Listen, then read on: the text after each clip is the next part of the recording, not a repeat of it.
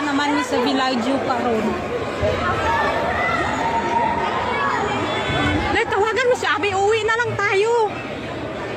Tawagan mo driver.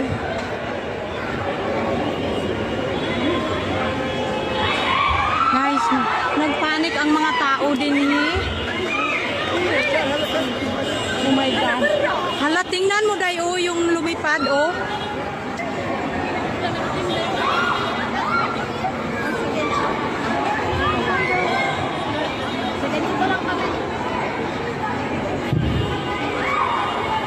Tara na ba? Tawagan mo gud si ano, driver natin.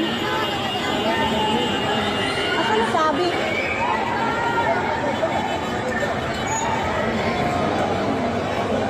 Ano daw yung pumuputok? Hindi ko nga talaga alam.